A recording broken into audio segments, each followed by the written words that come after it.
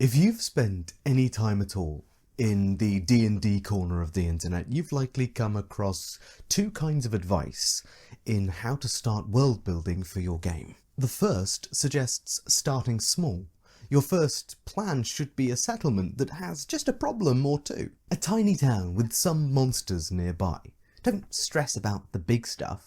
Just get enough made so that you can get into the game and play. See what emerges, build things up as necessary when your players encounter it. The second style of advice is essentially go high concept. Figure out a central mechanic and conflict for your world, usually some combination of X media property meets Y media property. Things like Lord of the Rings meets Animal Farm, or Game of Thrones meets Revolutionary France. While these ideas may genuinely sound cool, you end up often with too much on your plate, trying to build mechanics from two separate worlds, mashing them together and making sure it all fits the tone that you're going for. But oftentimes you end up going with kind of broad vibes from your chosen media property or your chosen high concept, and end up with a starting town with an extra very specific flavour.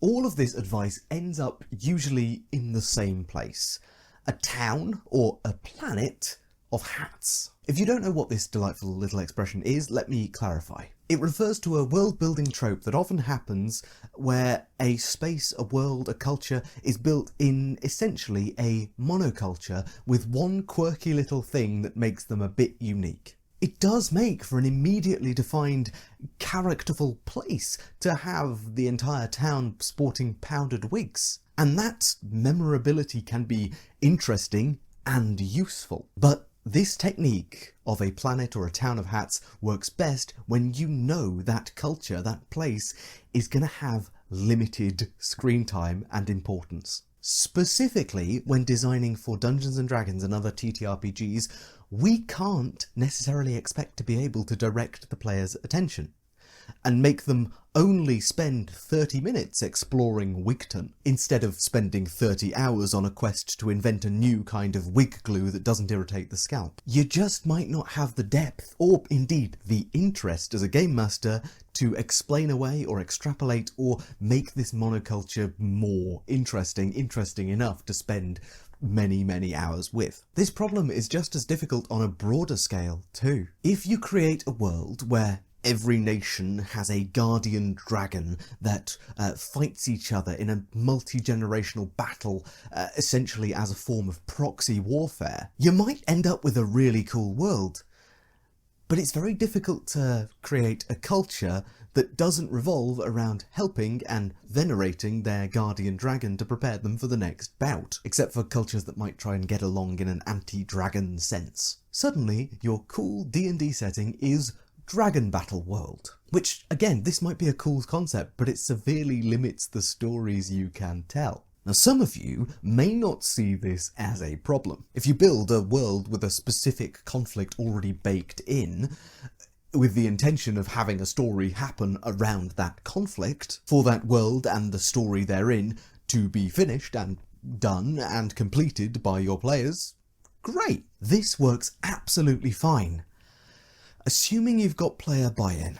Assuming you've not got a player excited and enthused with exploring his character's giant ancestry. Or one whose entire goal is to find their fey kidnapped brother. Dragon Battle World is at its most interesting when dragons are involved in battle-related plots. Just like Wigton is only interesting as long as the grouchy druid nearby keeps summoning his incessant plagues of head lice. Basically, I'm critical of building up a world piece by piece from the very earliest origins, one starting town, because this starting town is likely to become either wildly generic, far too detailed, or as some broad advert for the rest of the high concept. And I'm critical of starting with a high concept because it stifles the creative potential of smaller cultural units, small dramas and little things like that. And it can very easily lead to a planet of hats. Am I just being obstinate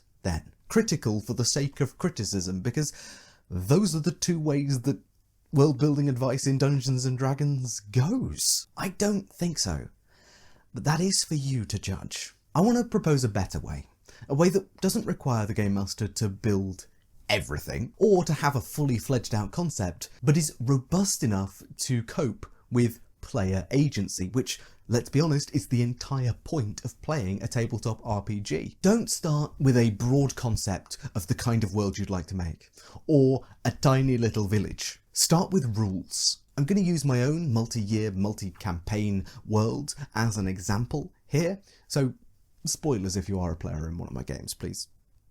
Careful. The first step to avoid a cliché starting town or a high-concept planet of hats is to pick a rule as broadly as possible. This rule should be something you'd like to be universally true in your world. It can be a historical event, a strange quirk of physics, or a law of magic, but try and avoid things that people can or do.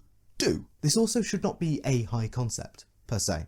We're not looking for an elevator pitch for a world or a campaign. Something like, every culture uses magic to augment their senses, limbs and strength, making them more bestial in a variety of different ways. That doesn't fit our brief. But the rule that people have animalistic features does. We're not looking to create a reason for these things existing. That might come later, or it might not come at all. We are looking to simply say, this is a true thing about the world that I would like to create. In my case, the first rule is that a flood happened 2,000 and a few years before the current date, which caused mass death. Note how this rule makes no claim on people's reactions, and it doesn't necessitate a certain kind of setting or vibe. You know, something like Waterworld, or Waterworld meets Batman. That's high concept. We're not trying to do that. Your rules should leave an awful lot of space for creativity. The second rule of your setting should ideally be completely unrelated to the first. This really helps get the creative juices flowing and get emergent storytelling moments out of you and your players. For me, a big fan of myth and also ancient faith, hence, you know, the flood, I've stolen a different concept from myth and pseudo-history. The idea of deities giving the gifts of civilization to the people of the ancient world. Now you could leave it there and just sit with 2 rules, but I like to add complexity to my thought processes. It helps with creativity. You need limitations in order to be creative at all, so I'm going to add a third one in. So what I went for was the world wobbles unsteadily around a central axis, facing towards the sun, making one side of the planet warmer, one side of the planet colder. I'm not a physicist, okay? This is not realistic in the way we understand space right now, but that's the rule. That's the rule for the setting. It is true. This would lead to dark days on one side of the planet and a clover-shaped sun pattern as it traces eternally through the sky on the other. But 3 rules does not make a world. And this may sound to you like I'm taking a high concept and just teasing it apart a bit and dressing it up as something different and claiming that I'm doing something new.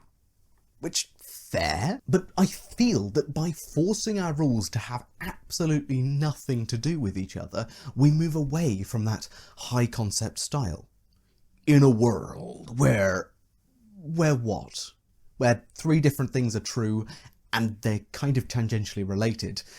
It is the space in between the completely distant and unrelated truths that we can find what our world is actually about and what can happen when mixing 2 of them, all 3, or when just exploring one. The inner world style is designed to create an instant aesthetic sensibility. And the concept of having 3 completely distinct truths that you know about a place before you start with any aesthetic creation means that there's not necessarily as much of an influence from the word go of a certain design. The rules may suggest some avenues to go down, but they don't necessitate that it's a world covered in water ruled by pirates and mutants. I hope I've communicated that difference well enough. You feel free to still disagree with me, of course, because what I believe is that while the high concept elevator pitch style works so damn well for compelling film and television, in TTRPGs specifically, I think a high concept is a trap. Tabletop role-playing games lend themselves, I think by design, to emergent and collaborative storytelling. And D&D specifically has so many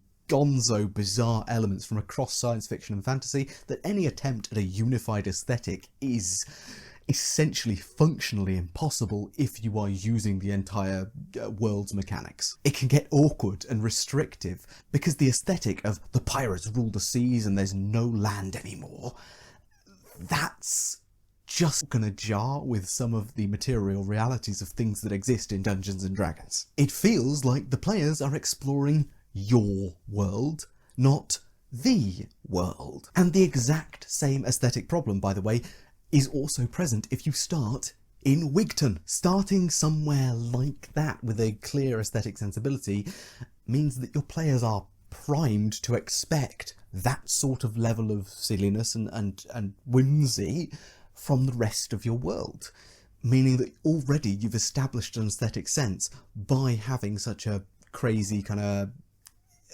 specific introduction.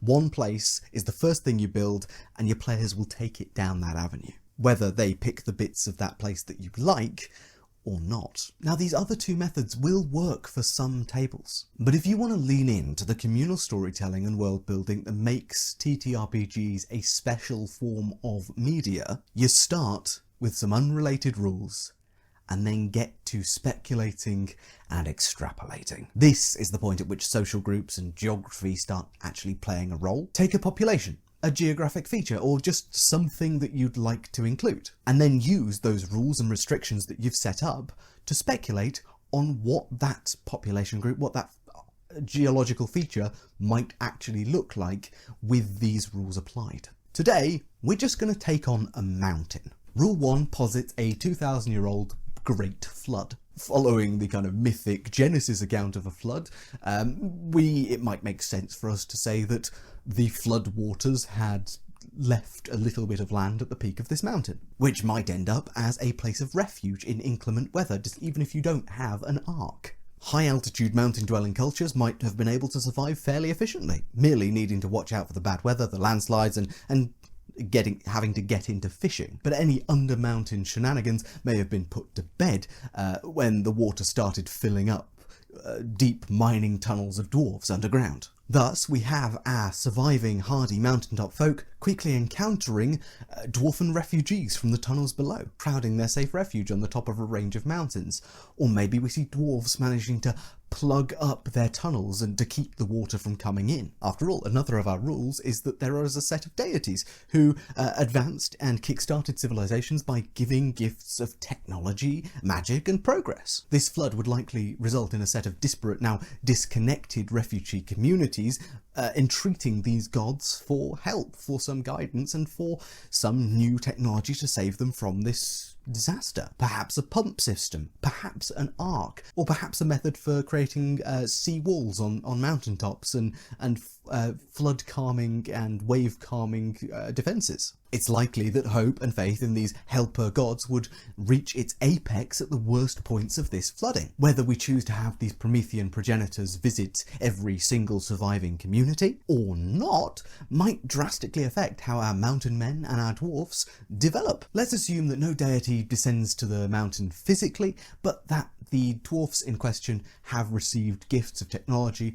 that allows them some sort of a survival strategy under the ground for now, the inspiration of which may still get attributed to these progenitor gods. Now let's move forward in time. This community of dwarfs and mountain men have merged or shared some resources or some shared trauma or history from their times occupying the same mountain during a massive flood.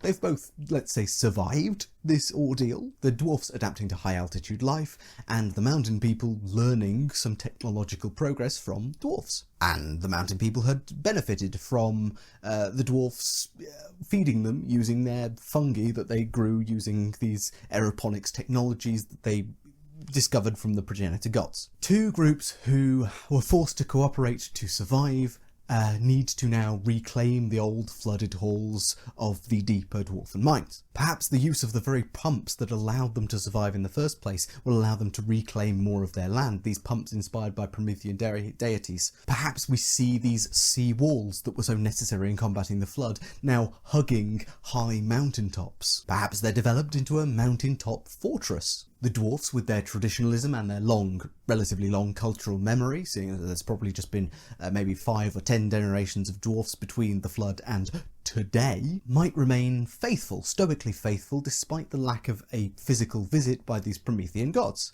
during the great time of the flood. While the mountain people who live less long may have abandoned these Promethean deities and focus on other areas of worship, other pantheons, because, very much so, for the same reasons that the deities abandoned them. The dwarves may attribute the developments that they've made to this great deific aid in a kind of nebulous sense, but the mountain men may not be particularly interested in that after generations and generations and generations of, oh yeah, they told us how to make a pump, really, definitely.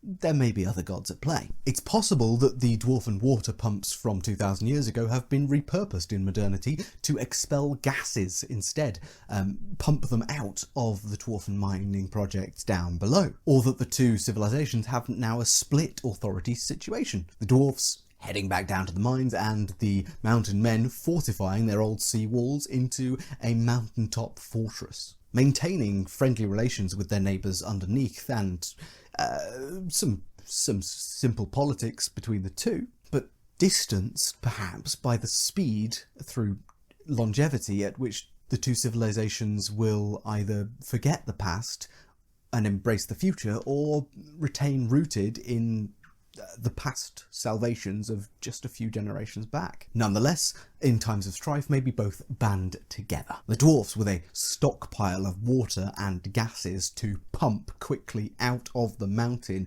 to halt any attacking offensive that may try to attack the fort above, to quite literally flood out any attackers. And the mountain men may use their strategic position, their high altitude and their excellent visual perception around the space to come down and protect their downstairs neighbours from any issues that may arise. Now, all of this presupposes that our axial tilt isn't really affecting this specific location, this specific mountain. If this mountain were in the sun-starved south, all the way back in the days of the flood, our survivors would have had to deal with ice-choked machines, frozen walls, frigid conditions, and no chance of non-magical agriculture. We would likely see our mountain top men reduced really to physical labourers, with the dwarves sitting toasty underground complaining that no one's broken the ice off their pumps yet. After all, the mountain top folks should be grateful that the dwarfs are letting them exist on their fungus stores anyway, or even allowing them down for some warmth deeper in the mountain. Either a revolt is brewing, or we see a group of well-positioned dwarfs suppressing the mountain men, creating a society with delineated castes and perhaps even a species barrier in who is in control. Alternatively, in the sun-soaked north, it's very likely that our mountain men would either not be on the mountain to start with, or might have their own small shelters and outcrops where they might hide from the eternal blazing sun. They may even have been in close contact or good terms with the dwarfs long before this flood ever happened. In this case, where being outside of the sun is nearly a physical imperative, there would be more efforts in those initial tunnel plugs, which may involve dwarfen labourers and mountain man labourers as well. And we may see a subterranean mixed society developing as long as that society can keep air pumping in and their ventilation free of water. The challenge for this group would be living underground while keeping the water out, as on the surface, I mean, with the massive evaporation that you probably see in this scenario, you'd get near constant churning heat waves, storms, humidity.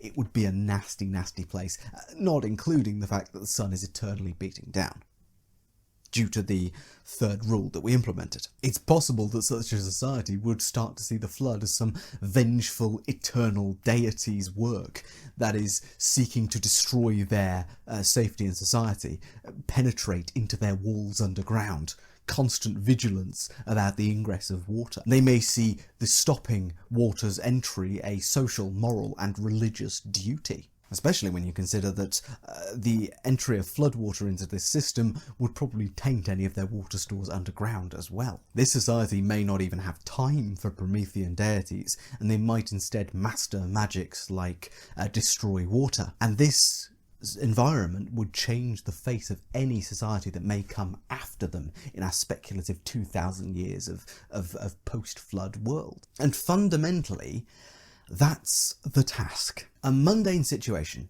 a mountain, mixed with a fantasy staple or two, dwarfs and people living on mountains, transformed into a few different coherent histories, settings and environments, transformed into a few different coherent settings, histories and environments by following just the rules and assumptions that we know are true about the world. And as I hope I demonstrated with this kind of changing environmental example, the hot, the cold and the neutral, you can go all sorts of different ways with this in this world that I've set up just from these 3 rules. There's so many permutations, from some bleak survivalism to a mountaintop fortress with gas defences leaching down the sides as vents for the mines that toil endlessly underground. Whatever you choose to do, whatever you choose to apply your rules to, I can guarantee that you will be more flexible and more open to players' input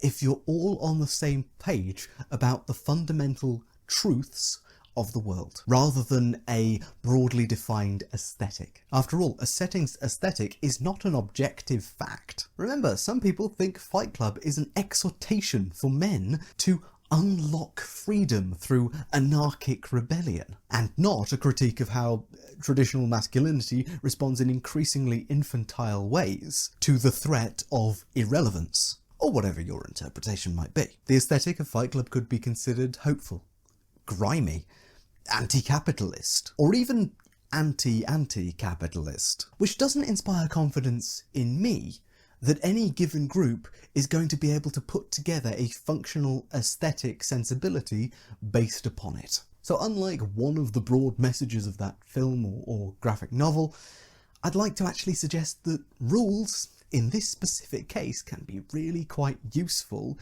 in creating a collaborative working environment, creating a space where the input of all people can be listened to and cool things can be made. But that's all we have time for today. I hope I've at least managed to make my world building philosophy a little clearer for you, even if you completely disagree with the premise of this video. Which, again, fair enough. Different games and different tables need different things. This works for me and I think draws some of the best out of TTRPGs that we can. But with all that said, I've been Tom, otherwise known as the TTRPGmaster. Thank you so much for watching, and I will see you in the next video.